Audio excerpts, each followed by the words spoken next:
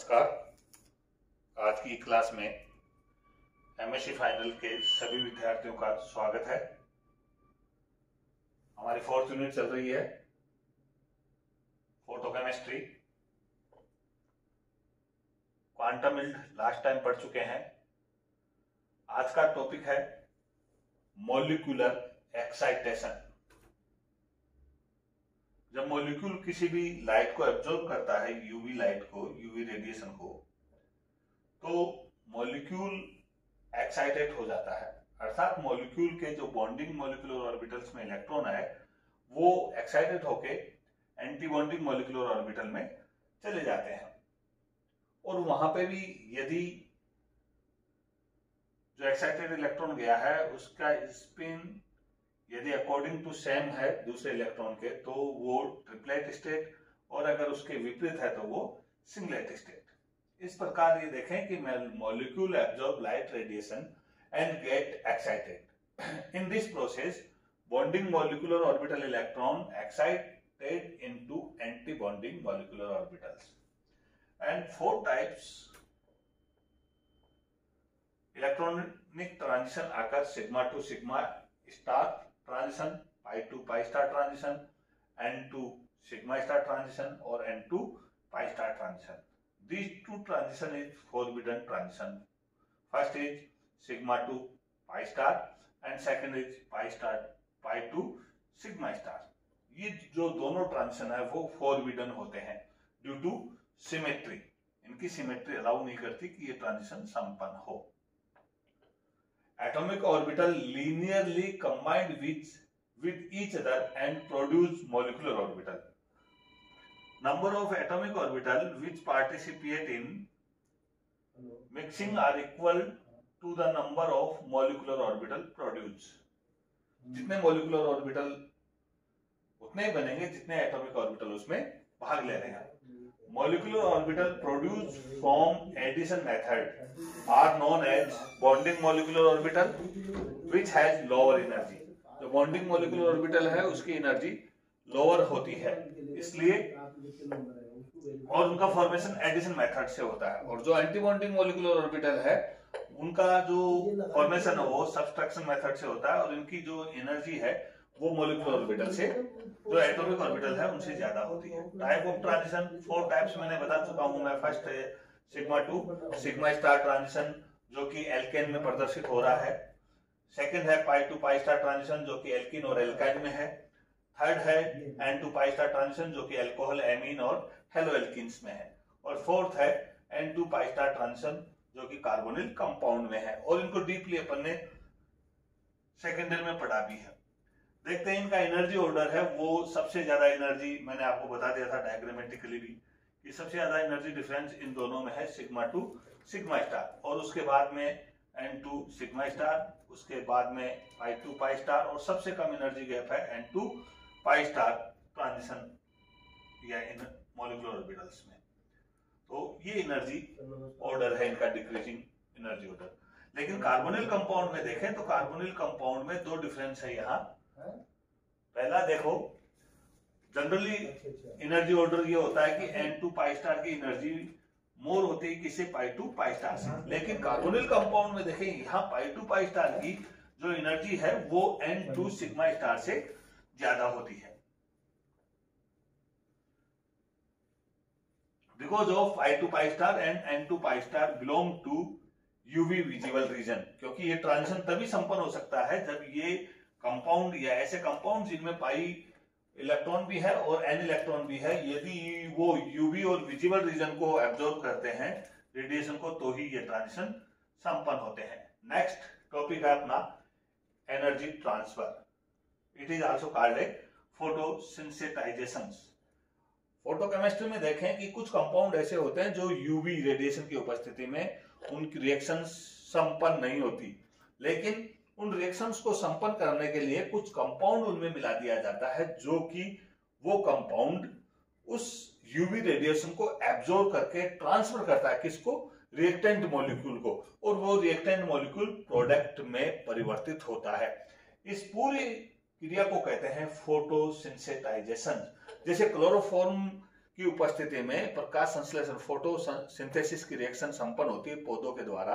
तो अगर क्लोरोफिल वहां नहीं हो तो वहां ग्लूकोज शर्करा या फोटोसिंथेसिस क्रिया है वो संपन्न नहीं होगी।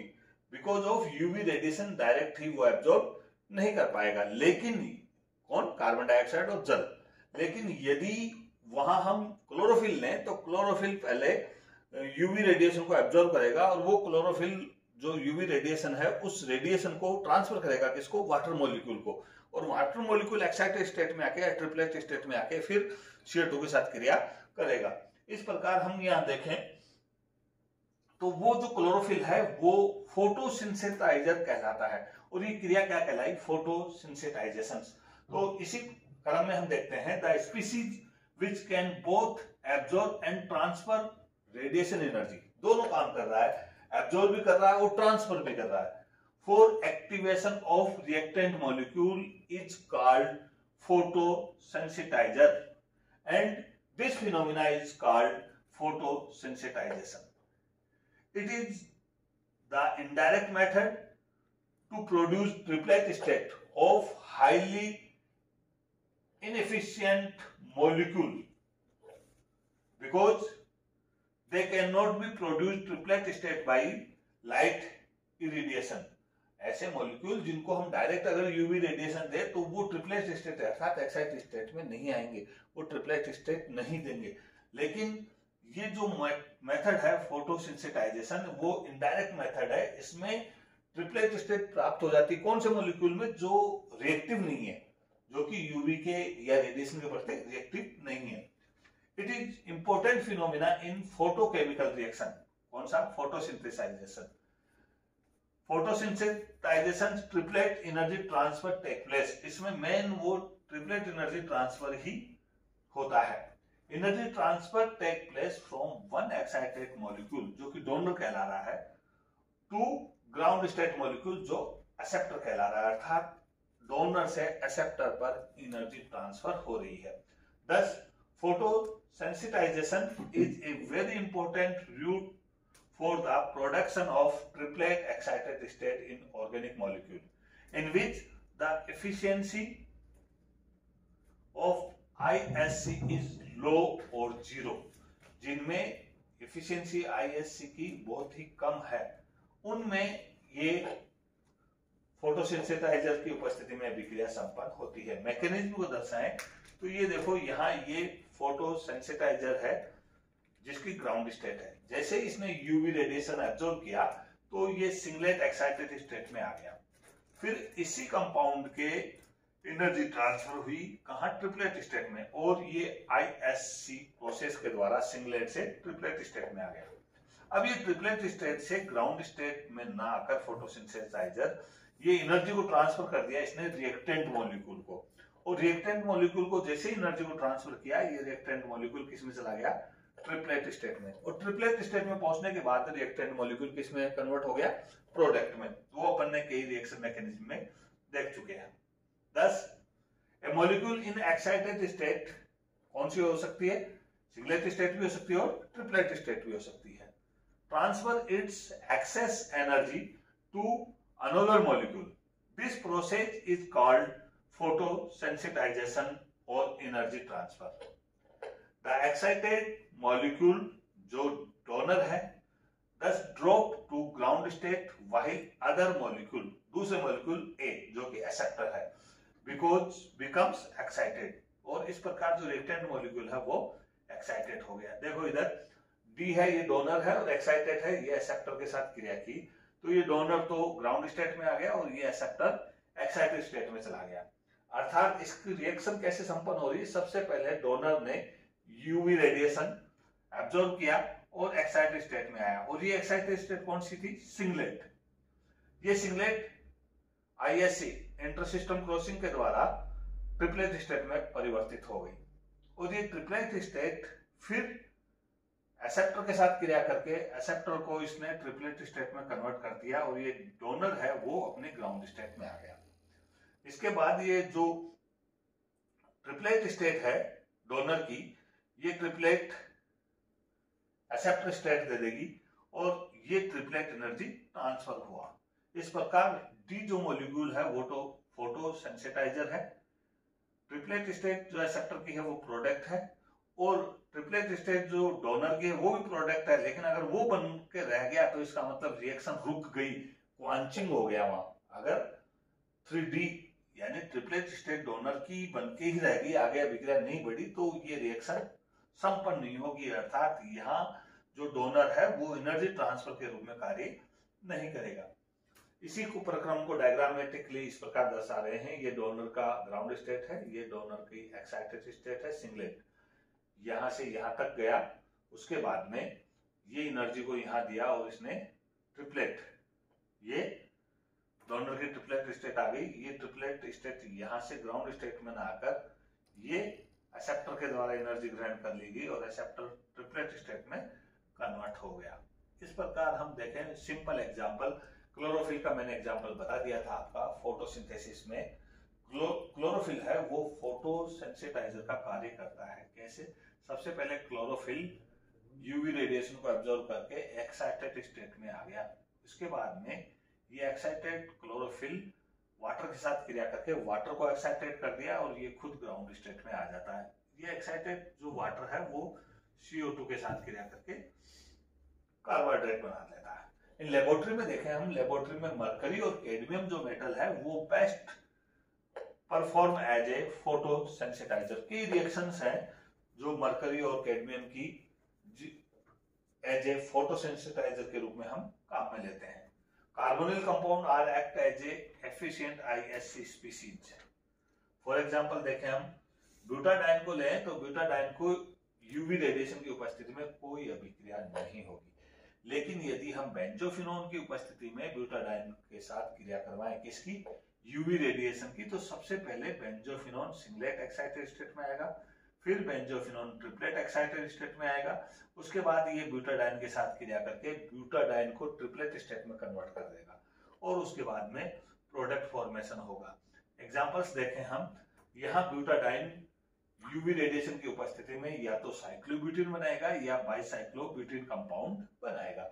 लेकिन यदि बेंजोफिनोन की उपस्थिति में देखें तो ये डाइमर के रूप में प्राप्त होगा, कौन सा? ब्यूटाडाइन, और यह बनेगा 1,2-डाइवाइनिल साइक्लोब्यूटेन बनेगा, साइक्लोब्यूटेन बनेगा। इस प्रकार यहाँ प्रोडक्ट बन रहा है बेंजोफिनोन की उपस्थिति में। लिमिटेशन देखें, in photosensitization the selection of donor and acceptor should be proper होने चाहिए कि डोनर कौन सा होगा और एक्सेप्टर कौन सा होगा। ऐसा नहीं कि डोनर हमने सिलेक्ट कर लिया लेकिन जो डोनर ने एनर्जी ट्रांसफर की वो एक्सेप्टर ने ग्रहण ही नहीं की।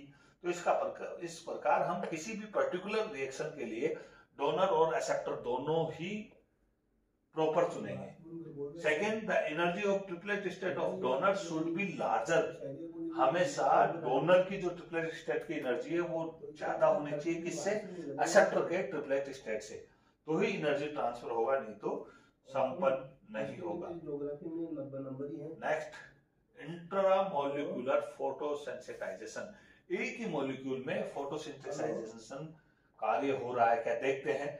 सबसे पहले ये मैं 1 2 3 4 5 6 7 मेंबर्ड रिंग है, इसका मतलब साइक्लोहेप्टा डाइइन 1 ऑन भी है। यहां देखें जब यूवी रेडिएशन होगा तो यहाँ जो ऑन ग्रुप है फंक्शनल ग्रुप वो तो डोनर के रूप में कार्य करेगा और जो इन फंक्शनल ग्रुप है वो एक्सेप्टर के रूप में कार्य करेगा। तो पहले जो ऑन है कीटोनिक ग्रुप ऑन है वो सिंगलेट एक्साइटेड स्टेट में रेडिएशन ग्रहण करती है, फिर ISC प्रोसेस के द्वारा यही सिंगलेट स्टेट ट्रिपलेट स्टेट में चले जाती है और ट्रिपलेट एनर्जी ट्रांसफर के बाद में जो ये इन ग्रुप है वो इन ग्रुप ट्रिपलेट स्टेट में आ जाते हैं और ये ऑन है वो ग्राउंड स्टेट में चला जाता है और इससे प्रोडक्ट बन जाते हैं। इसी प्रकार दूसरा एग्जांपल ये है, ये देखो यहाँ भी ऑन डोनर के रूप में और इन एक्सेप्टर के रूप में। ये डोनर है वो पहले सिंगलेट एक्साइटेड स्टेट फिर ट्रिपलेट एक्साइटेड स्टेट और फिर बाद में एनर्जी ट्रांसफर करता है यहाँ से इन ग्रुप को और इन ग्रुप किसमें बदल जाता है ट्रिपलेट स्टेट में और इस प्रकार ये प्रोडक्ट के रूप में प्राप्त हो जाएगा। Mechanism of energy transfer. Mechanism of energy transfer is classified into two category. पहला तो रेडिएटिव और दूसरा नॉन रेडिएटिव एनर्जी ट्रांसफर। यहाँ रेडिएटिव एनर्जी ट्रांसफर है वो भी दो वेज से संपन्न होता है। पहले इमिशन और एब्जॉर्प्शन, सेकंड है कोलिजन। फर्स्ट देखें emission absorption. According this mechanism the radiation energy emit first तो इमिट होगी और उसके बाद में देन एब्जॉर्ब होगी। इमिट किससे होगी? डोनर से तो इमिट होगी और एक्सेप्टर के द्वारा एब्जॉर्ब होगी। डोनर ने इमिट की एनर्जी, जैसे इमिशन होगा तो ये तो ग्राउंड स्टेट में आ जाएगा और ये जो एच म्यू है वो एक्सेप्टर के द्वारा एब्जॉर्ब कर ली जाएगी। इसलिए पहला जो प्रोसेस है एनर्जी ट्रांसफर का वो पाथ है वो है इमिशन एब्जॉर्प्शन। इमिशन किसके द्वारा हुआ? डोनर के द्वारा। और एब्जॉर्प्शन किसके द्वारा हुआ? एक्सेप्टर के द्वारा। कोलिजन देखें। According this mechanism, the radiant energy transfer via collision between excited molecule donor and ground state molecule acceptor। ये देखो यहाँ दोनों ने आपस में टक्कर हुई, एक्साइटेड स्टेट डोनर मॉलिक्यूल, ये एक्सेप्टर की। तो ये एक्सेप्टर है वो एक्साइटेड स्टेट में कन्वर्ट हो गया और डोनर है वो ग्राउंड स्टेट में कन्वर्ट हो गया। आज की क्लास में इतना ही। धन्यवाद। We meet tomorrow. Thank you. इसकी पीडीएफ भी आपको उपलब्ध करवाई जा चुकी है। अगर कोई प्रॉब्लम आपको आए तो आप पर्सनली, ग्रुप पे नहीं, पर्सनली आप मेरे व्हाट्सएप नंबर पे या मेरे नंबर पे कांटेक्ट कर सकते हैं। Thank you. धन्यवाद।